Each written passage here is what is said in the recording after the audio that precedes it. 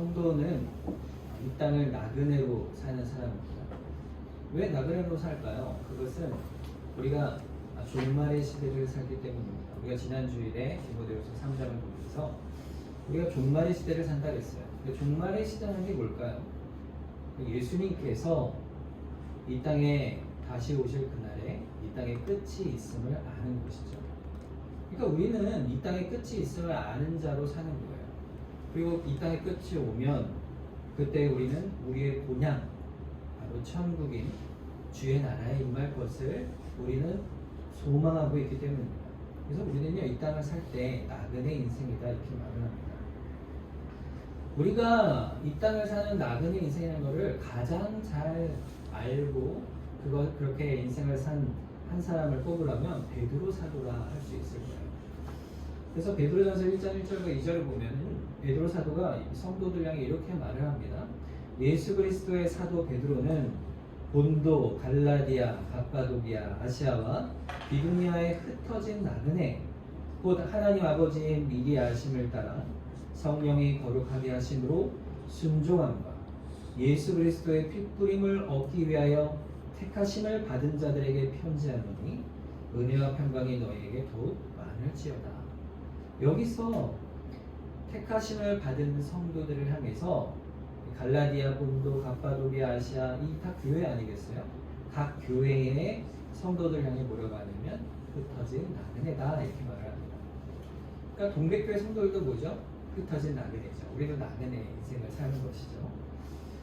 우리가 이 나그네 인생을 그러면 어떻게 살아야 될 것인가? 종말의 이 시대를 우리가 어떻게 살아가야 할 것인가? 오늘 본문 말씀을 보면서 우리가 베드로 사도의 모습 속에서 우리의 모습을 보는 거죠. 우리의 모습을 보면서 우리가 참 비슷한 것 같아요. 베드로 사도가. 이 베드로 사도가 어떤 모습으로 서 있고 또 주님이 원하시는 모습이 어떤 것인가를 우리가 제자의 길이 무엇인가를 살펴보기를 원합니다. 베드로 사도는요, 이게 정말 하늘의 영광을 보듯이 참 그 은혜 충만하다가도 완전히 땅에 내쳐지는 듯한 그런 영적 경험을 여러 번 한 사람입니다. 예를 들어서 예수님이 무리를 걸어 비로 오실 때 그 가운데 베드로는 뭐라 그러죠? 주님께로 제가 무리로 걸어가겠습니다. 믿음으로 나아갔는데 결국 어떻게 됐죠? 파도를 보고 두려워 물에 빠지기도 하고. 또 오늘이 그 대표적인 말씀 중에 하나예요. 예수님께 그 놀라운 주는 그리스도시요 살아계신 하나님의 아들이십니다. 이 고백을 한 후에 오늘 주님께 어떤 말을 듣습니까? 사탄아 내 뒤로 물러가라. 이런 말을 듣는 참 그런 강한 질책을 예수님께 듣는 오늘 장면이 본문이 되겠습니다. 이 장면을 통해서 예수님이 왜 베드로 사도에게 그렇게 그 사랑하는 제자를 향해 그렇게 강하게 질책을 하셨고 주님이 책망한 그 의도가 무엇이고 또 우리에게는 베드로 사도와 같은 어떤 문제가 있고 또 어떤 삶을 살아가야 하는가 그리스도의 제자로서 나그네로서 이 땅을 어떻게 살아갈 것인가 하는 원리를 오늘 본문을 통해 살펴보고자 합니다.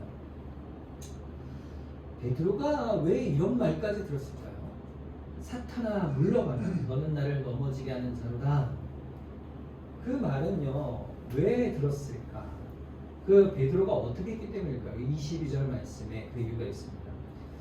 베드로가 예수를 붙들고 항변하여 이르되 주여 그리하옵소서 이 일이 결코 주께 미치지 아니하리이다 이렇게 되어 있어요.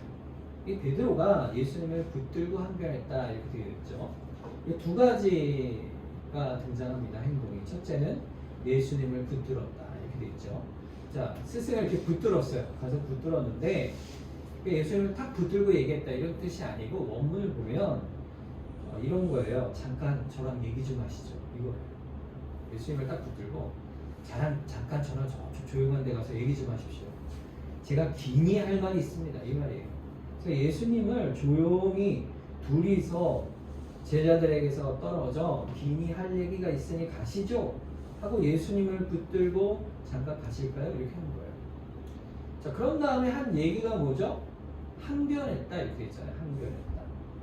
이 항변했다는 말은요 보통 강한 말이 아닙니다. 매우 격한 감정으로 매우 크게 책망하고 질책하는 말이에요. 그러니까 주님이 이러시면 안 됩니다. 이렇게 말한 게 아니에요. 어떻게 말했을까요? 그러니까 부모가 자녀에게 이렇게 화가 나서 막 소리를 쳐 막 꾸짖는 모습이죠. 마치 스승이 잘못한 제자를 꾸짖듯이 죄를 지은 사람에게 그 죄를 꾸짖어내듯이 꾸짖었다라는 뜻이 항변하다는 말의 뜻입니다. 그러니까요, 예수님께 잠깐 저랑 얘기하시죠 하고 가서는 예수님을 꾸짖었다는 겁니다. 그러니까 베드로가 지금요 제정신이 아닌 거예요. 사실 지금 사리분별을 제대로 하지 못하고 있는 거죠. 왜 그럴까요? 왜 사리분별을 못하는 거냐면 베드로가 이 행동을 하기 직전에 그가 예수님을 누구라 고백했죠? 16절에 한번 보겠습니다. 시몬 베드로가 예수님이 나를 누구라 하느냐 물을 때 대답을 합니다. 어떻게 하죠? 주는 그리스도시요 살아계신 하나님의 아들이십니다. 이렇게 고백을 한 거죠. 그러니까 그분이 누구신지를 분명하게 입술로 고백했는데도 불구하고 그분을 한쪽으로 데리고 가서 그분을 꾸짖었다는 거예요. 그러니까 베드로는요 사실 예수님이 누군지 알매도 불구하고 그렇게 사리분별을 못하는 행동을 한 것이죠.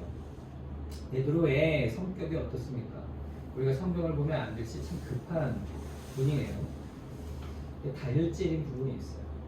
그러니까는 이렇게 다혈질이라는 건 뭡니까? 이렇게 생각을 비폐하지 않는 거죠. 뭔가 상황이 나에게 딱 닥치거나 뭔가 말을 딱 들으면요 마음에 생기는 그 감정대로 행동하는 게 다혈질이에요.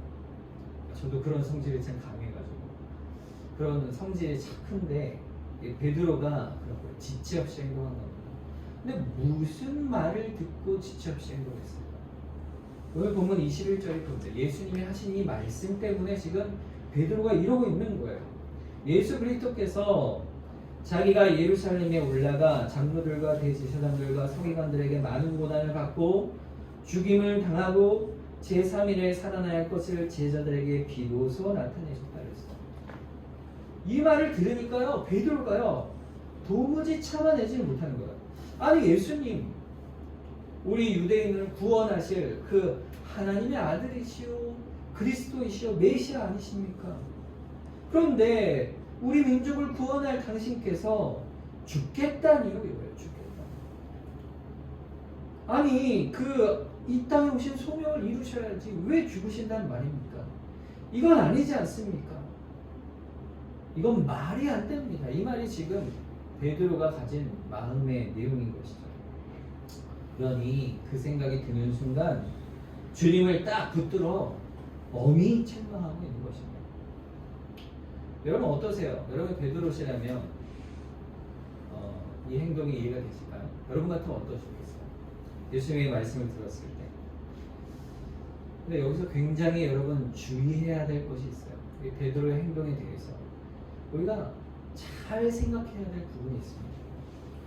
베드로가 주님을 이렇게 책망하고 항변하고 주님께 이렇게 말할 수 있었던 까닭은요, 그가 성미가 급하기 때문인 것 같지만, 그런데 아무리 성미가 급하더라도 여러분 생각해 보세요. 그의 태도가 문제가 있는 거예요. 그의 태도의 문제. 여러분 주님이 누구신지 이렇게 고백을 한 사람이라면, 주님을 믿는다면 먼저 어떻게 해야 되겠습니까? 주님께 물어야죠. 엎드려 간구해야 되지 않겠어요? 그 말을 듣는 순간 아니 어떻게 주님이 이런 말씀을 하실까? 이렇게 궁금하면 그 순간 어떻게 되겠어요? 주님께 엎드려 주님, 제가 주님의 말씀을 도무지 이해할 수 없습니다. 주님이 십자가에 죽으신다면 우리는 어떻게 해야 됩니까? 우리의 소망을 어찌하시려 하십니까? 우린 모르겠습니다. 주님 알려주십시오. 깨닫게 해주십시오. 이렇게 엎드려 주님의 교훈을 구해야 될 것이죠. 즉 그러니까 이건요 성정이 급하다 아니다 이 문제가 아니에요. 그 행동에는 베드로의 심령 속에 그가 도를 넘어 그렇게 지나친 행동을 했을 때 그 과격한 행동 속에 분명한 이유와 까닭이 있었던 거예요. 그게 뭘까요? 그것은 그 영의 악한 영향력 때문이에요. 악한 영향력. 그래서 바로 그걸 주님이 보시고 지목하여 뭐라고 하신 겁니까? 사탄아 물러가라 이렇게 말씀하신 겁니다. 어떤 의미에서 악한 영향력으로 주님께서 사탄아 물러가라 이렇게까지 말씀하셨을까? 베드로 안에 있는 그 영혼에 있는 악한 영향력에 무엇을 주님이 보시고 말씀하신 것일까요? 그것은요 영적인 교만입니다. 베드로가 예수님의 말씀을 듣고 나서 주님 이건 잘못된 일입니다. 주님의 판단이 잘못된 것입니다. 이렇게 말하는 것 자체가 결국에는 뭡니까? 예수님을 내가 고쳐야겠다. 예수님이 하시는 마음의 결단을 내가 바꿔 나가야겠다. 교정해 가야겠다. 이렇게 판단하는 겁니다. 그것이 교만이에요. 내가 하나님의 뜻을 바꿔야겠다 생각하는 그 판단 자체가 바로 영적 교만인 것이에요. 자신의 판단이 더 옳아 보이는 것이죠. 그래서 예수님이 내가 지켜, 내가 보호해야겠어 이런 사명감이 든 것일 거예요. 그런데 그 속에는 예수님이 틀렸어. 이 마음이 들어있는 것입니다. 그러니 내가 예수님을 온전히 하고 내가 그를 보호해야겠다 이렇게 스스로 생각하는 것이죠. 그래서 베드로의 마음 한편에는요 예수님께 그 과한 행동을 한 것도 합당한 거예요. 옳은 거예요. 왜냐하면 정당한 것이거든요. 자기 판단에 강한 확신이 든 거예요. 이렇게 하는 게 맞아. 그런 확신이 든 거예요. 따라서 이렇게 하는 것이 과한 것이 아니야. 마땅히 할 일을 내가 하는 거야. 그래서 주님을 책망하는 데까지 선을 넘어버린 겁니다.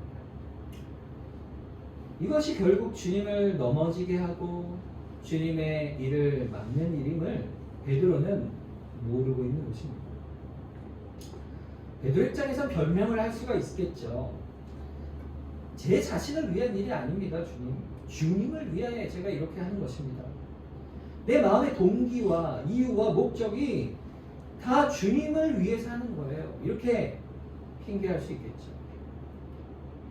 누가 제자가 스승이 죽겠다는데 말리지 않는 사람이 있겠어요. 그렇지만 그 말 자체가 문제가 되는 것은요 자신이 확신에 기초한 것일 뿐 그것이 결국 예수님의 뜻을 넘어뜨리고자 하는 아주 위험한 일이라는 사실을 말씀하고 있는 거죠. 예수님이 그 가운데 베드로가 하는 그 마음의 악한 영향력이 결국에는 마귀의 일이라는 것을 보신 거예요. 자기 의에 갇혀서 그거를 모르고 있는 거예요. 자기 스스로 속고 있는 것이죠. 왜 그렇게 영적 교만과 자기 의에 빠져 있는 것인가? 그건요 한 가지 이유 때문이에요. 마귀가 우리에게 심어주는 한 가지 그 마음이 뭐냐면요 불신앙이에요. 불신앙. 자기 의와 결국에는 주님 앞에 도 넘치는 일을 행하는 우리의 모습은 어디서 나올까요? 불신앙 때문입니다. 그렇게 성경이 우리에게 말씀하고 있어요. 여러분 보세요. 베드로가 지금 상대하고 있는 분이 누구십니까? 우리 주님이세요. 예수님이세요. 예수님을 누구라고 고백했어요? 주는 그리스도요 살아계신 하나님의 아들 즉 성자 하나님이심을 고백했잖아요. 그런 주님이 하시는 말씀에 어떤 이유가 당연히 있을 것이다. 내가 깨닫지 못해도 그 말씀과 행하시는 뜻 가운데 분명히 하나님의 뜻이 있다는 사실을 우리는 마음의 염두에 두어야 하는 것입니다. 그러니까 우리에게 닥치는 일도 똑같습니다. 우리가 살아가는 인생 속에 하나님이 도대체 나에게 왜 이러시는가? 왜 이렇게 나를 인도해 가시는가? 내가 원하지 않는 곳으로 나를 자꾸 이끌어 가시는가? 이럴 때가 있잖아요. 이해하지 못하나 선하시고 지혜로우신 하나님께서 그 뜻을 선히 이끌어 가신다는 것을 우리가 분명히 믿는 것. 그게 뭡니까? 믿음이에요. 신앙입니다. 지금 그것을 뒤집어 버린 거예요. 그게 뭐예요? 불신앙이죠. 여러분, 말하는 상대가요, 어린아이를 대한다고 생각해 보세요. 어린아이를 대한다면 이 아이가 뭔가 실수가 있고 모자라면 아이야 왜 그랬니? 하고 그 아이를 가르칠 수 있어요. 그런데 심지어 아이라 해도요, 반대로 뜻밖의 질문만 할 때가 있어요. 아이들한테 배울 때가 있습니다. 그럴 때 어른이라면 그 아이의 말도 들을 수 있는 것이죠. 하물며 주님을 상대하고 있는 제자요 주의 백성인 자들이 주님이 내가 죽어야 한다 말씀하실 때 마땅한 신앙의 태도는 어떻게 돼야 되겠습니까? 주님의 제자요 주님의 백성이라면 이것이 주께서 하신 말씀이시니 우리로서는 주님이 하신 말씀의 뜻이 있는 줄 믿습니다. 어찌 우리 주님이 이런 말씀을 하셨을까? 이 생각이 들 때에 믿음의 태도로, 신앙으로, 제자의 합당한 태도로 주님의 뜻이 무엇인지를 알아보는 것이죠. 그런데 그게 아니다 싶으니까 주님의 말씀에도 불구하고 지체 없이 그렇게 불신앙으로 행하는 것이죠. 근본적으로 주님을 대하는 관계에 있어서 믿음과 신앙과 제자의 그 길에서 벗어나 있음을 보게 되는 겁니다. 지금 오늘 베드로의 모습이 그러한 모습으로 나타나고 있는 것이죠. 여기서요, 우리는요, 중요한 것을 봐야 돼요. 주님이 그런 베드로를 향해서 뭐라고 말씀하셨다고 했어요? 사탄아, 내 뒤로 물러가라 했어요. 이렇게 단호하게 예수님이 말씀하세요. 베드로를 향해서. 이 베드로의 그 개인의 인격이 사탄이라는 게 아니죠. 훗날에 이 사도 베드로를 통해서 주께서 큰 은혜를 부어주셔서 예루살렘에 큰 교회를 세워주시는 그 일을 해 나가시잖아요.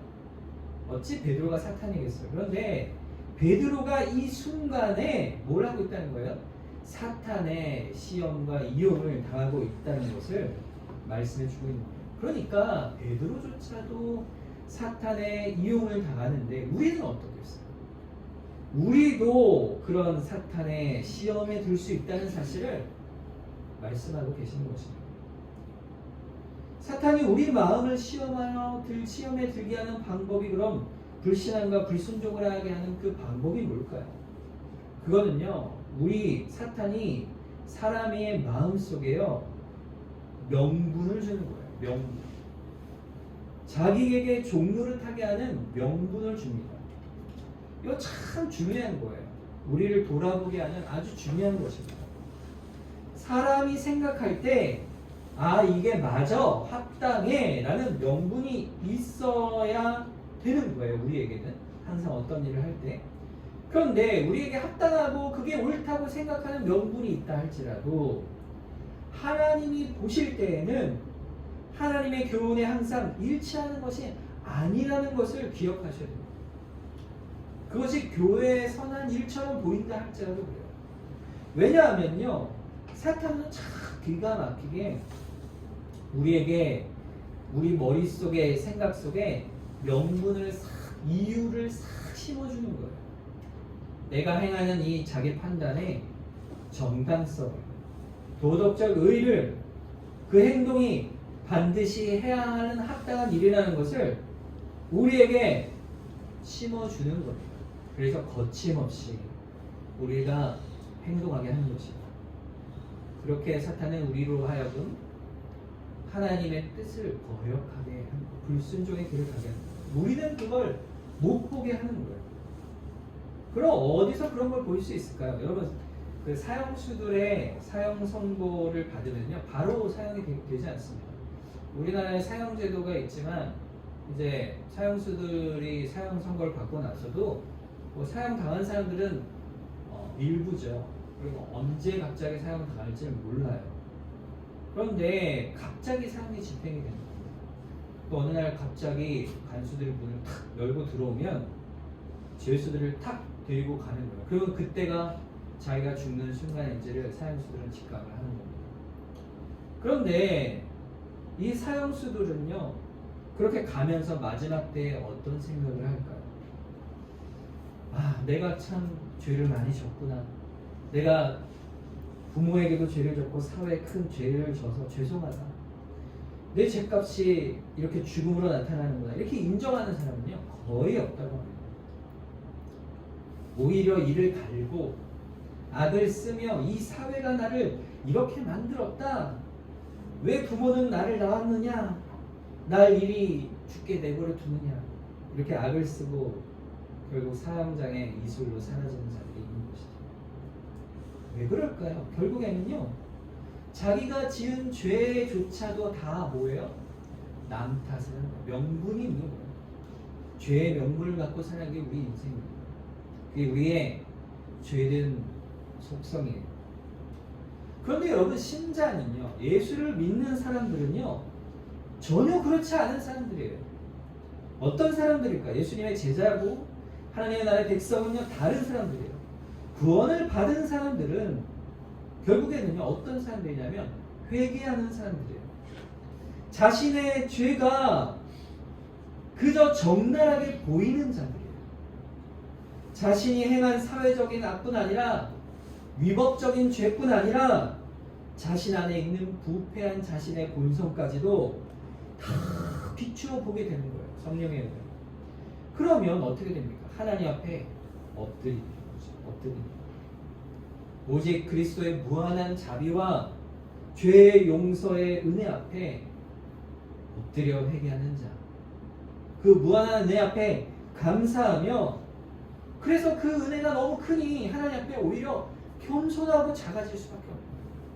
하나님 주님 앞에 엎드릴 뿐이에요. 이렇게 엎드리는 것이죠.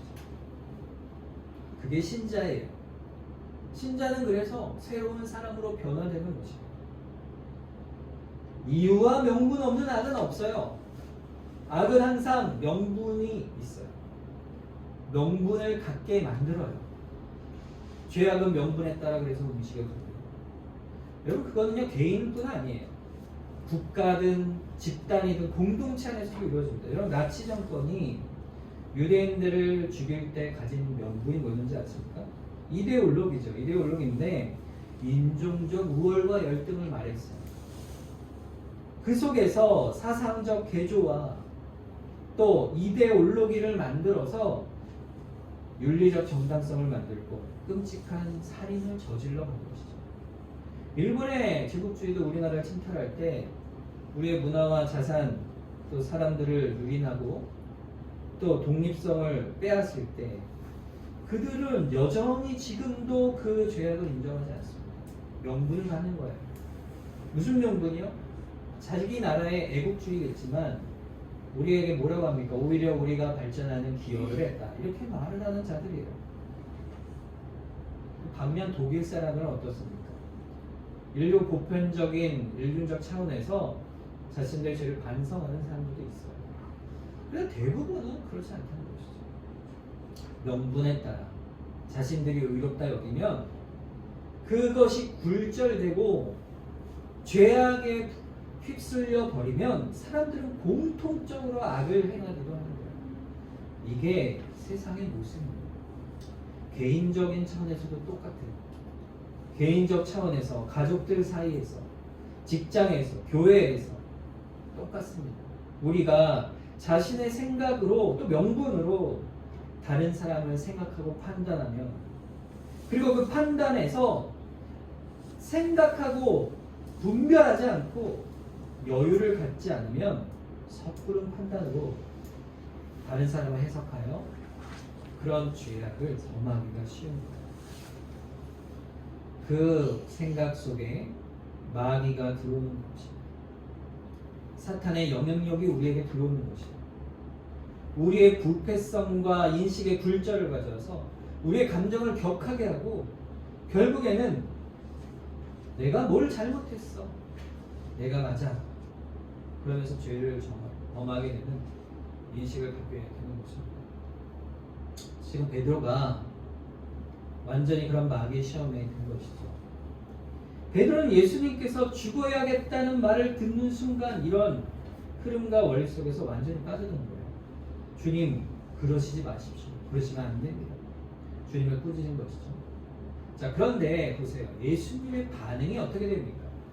예수님은요, 아주 단호하게 가차없이 베드로를 책망하십니다. 본문 23절에 이렇게 되어 있죠. 예수께서 돌이키시며 베드로에게 이르시되 사탄아 내 뒤로 물러가라. 너는 나를 넘어지게 하는 자로다. 내가 하나님의 일을 생각하지 아니하고 도리어 사람의 일을 생각하는도다. 말씀하셨어요. 주님이 강하게 끊어내십니다. 주님처럼 온유한 분이 없으세요. 오래 참으시는 분이 없으시고 그 격한 감정을 드러내시지 않는 분이 없는데 베드로를 향해 그렇게 강하게 말씀하십니다. 사람의 일을 생각하는 육신의 지혜 속에 그 감정 속에 들어오는 마귀의 영향력을 주님께서 간파하신 것이죠. 훗날 주의 교회, 몸된 교회를 세워가야 하는 사도의 그 사명을 감당할 베드로이기 때문에 주님이 세운 사랑하는 제자요 사도이기 때문에 엄중한 교훈을 주셔서 평생 주님께서 이 말씀하신 사탄아 물러가라 하는 이 일을 쟁쟁하게 기억하게 하시도록 주께서 엄히 꾸짖으시는 거예요. 복음의 사역이 무엇이요? 복음의 사역에 서가는 것이요? 제자의 길을 가는 것이 무엇이요? 이 종말의 때의 신자로서 어떻게 살아야 할 것인지를 심령에 깊이 주님께서 새겨주시며 강하게 교훈하고 계신 거죠. 여러분, 사람의 일을 생각한다 이렇게 말씀하는데 사람의 일이 도대체 뭘까요? 사람의 육신의 정욕과 탐욕과 이런 것을 통해서 보는 것이에요. 자, 보세요. 칼빈이라는 분이 이런 말씀했어요. 오늘 본문 말씀을 통해서 이런 주석을 하셨는데 아주 중요한 말씀인 것 같아요. 육신의 지혜라는 것이 있다. 지혜가 있죠. 세상 일을 분별하는 판단이요 명분이다. 이게 세상의 사람의 일인 거예요. 그래서 세상을 살아갈 때 이렇게 하면 잘 살아 하는 지혜라는 것이 있죠. 그런데 하나님의 교훈을 따라 비추면 그것이 아님을 깨닫고 반성할 수 있다. 세상의 지혜도 하나님의 말씀의 교훈을 따라 비춰보면 그것은 뭐예요? 하나님의 일이죠. 하나님의 일에 비춰보면 그것이 깨달아지고 돌이켜지게 된다는 거예요. 그걸 못 보고 자기 생각에 자기 꾀에 그것이 행하게 되어지는 것이 바로 뭐예요? 육신의 지혜다. 이렇게 말하고 있어요. 사람의 일인 것이죠. 주님은 베드로에게 육신의 지혜를 베드로 안에 있는 육신의 지혜를 바라보시고 아주 후되게 책망을 하시고 그 잘못된 생각을 부셔버리신 거예요. 이것이 칼빈이 말씀한 것이죠. 시편 1편 1절과 2절에 보면 복 있는 사람은 악인들의 꾀를 따르지 아니하며 죄인들의 길에 서지 아니하며 오만한 자의 자리에 앉지 아니하고 오직 여호와의 율법을 즐거워하여 그 율법을 주야로 묵상하는도다. 악인들의 꾀가 그것입니다. 세상에서 잘 살고 지혜롭고 합당하고 의롭고 선한 일을 할지라도 여호와의 율법의 말씀에 비추어 묵상해 보면 그것이 분명하게 드러나는 거예요. 주의 뜻인가 아닌가. 주님은 그것을 바라보십니다. 하나님의 일을 따르라. 어떻게 그걸 비춥니까? 하나님의 말씀이죠. 하나님의 말씀만이 제자의 길이요 종말의 때 주님의 말씀을 따라 사는 유일한 방편이에요. 빛이에요. 이 베드로 사도가 얼마나 성미가 급한지 보세요. 오늘 주님의 말씀을요 반만 들은 거예요. 그리고 나머지 반은 잊어버렸습니다. 오늘 본문 21절 한번 보세요. 다시 주님의 말씀. 이때부터 예수 그리스도께서 자기가 예루살렘에 올라가 장로들과 대제사장들과 서기관들에게 많은 고난을 받고 죽임을 당하고 여기까지만 본 거예요. 예수님이 죽임을 당하십니다. 그 뒤를 보지 않은 거예요. 제3일에 살아나야 할 것을 제자들에게 가르쳐줍니다. 죽으신다. 그리고 3일 만에 살아나신다 하신 것인데 주님의 현재 죽으신다는 그 고난만 바라보고 그 그 이후에 올 장래의 소망의 그 말씀이 주어져도 베드로는 그걸 잊어버린 거예요. 그러니까 여러분 잘 생각해 보세요. 우리가 제자의 길을 갈 때 현재의 고난, 현재의 문제, 현재 내가 이해하지 못하는 문제들, 그것들이 현재를 바라보고 그것만을 바라보고 가는 길이 아니라는 거예요. 주님의 제자는요, 주님의 종말의 시대를 살아가는 사람들은요, 항상 장래에 약속된 주님의 말씀의 소망의 영광을 바라보고 사는 사람입니다. 그게 제자의 길이에요. 종말의 주의 백성이에요. 그래서 지금 하나님 어찌하여 내 삶이 이렇습니까? 어찌하여 내 기도를 들으시지 않습니까? 너무 고통 가운데 있습니다. 주님, 저에게 선한 사랑을 나타내고 계시지 않으십니까? 이런 일이 있다 할지라도 궁극적으로 결국에는 주의 뜻이 장래에 약속하신 대로 우리를 붙들고 계시고 결국 붙들어 가실 것임을 굳게 믿는 거예요. 그게 믿음의 길입니다.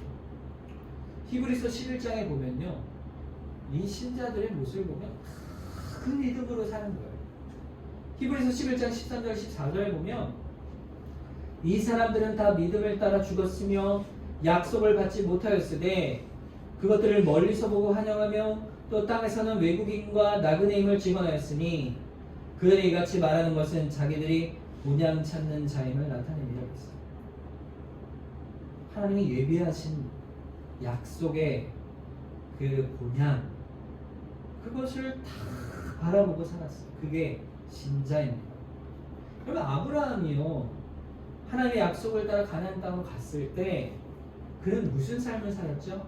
나그네 인생을 살았어요. 실제로 장막을 치며 이곳저곳을 돌아다니며 살았습니다. 자기의 땅을 얻은 것은요, 자기 아내와 자기가 묻힐 무덤뿐이 없었어요. 눈꽃만큼도 자기가 그 땅 가나안 땅에 하나님의 약속의 땅을 주시겠다는 걸 보지를 못했어요. 살아있는 동안. 그러나 하나님이 너의 자식을 통하여 하늘의 별과 같이 바다의 모래같이 그 민족을 복을 주겠다 하신 그 말씀의 언약을 따라 이삭을 통해 주실 약속을 바라보고 살아온 인생이에요. 장래에 대한 약속, 우리가 바라보는 게 똑같은 거 아니겠습니까? 나아갈 본향을 바라보고 나그네 인생을 사는 거예요. 제자는요, 그리스도께서 계신 그 하나님 나라의 이르기를 소망하는 자들이에요. 그게 우리죠. 그 소망이 바로 베드로에게 있었던 흩어진 나그네라는 말의 뜻이고 우리에게 주신 하나님의 말씀의 뜻인 것입니다. 오늘 말씀을 통해 우리가 믿음의 길로 가야 하겠습니다. 하나님의 교훈을 말씀에 새기고 사람의 꾀 또 사람의 일을 명분을 따라 생각하여 내가 의로운 길을 가겠다. 신앙 안에서조차도 그런 일이 얼마나 우리에게 많습니다. 그때마다 우리는 하나님의 말씀을 묵상하고 그 뜻을 마음에 새겨가야 하는 것이죠. 오늘 말씀처럼 우리가 종말의 때를 갈 때 어찌 살아야 할 것인가? 베드로의 사도의 모습을 통해서 우리가 성경의 말씀을 따라 살아가겠습니다. 결단하는 우리 삶이 되기를 바라고, 또 우리 마음에 있는 잘못된 죄의 영향력이 있다면 돌아보고 돌이키는 주의 은혜가 있기를 주님의 이름으로 축원합니다. 우리 말씀을 기억하면서 우리 합심해서 한번 기도하길 원합니다.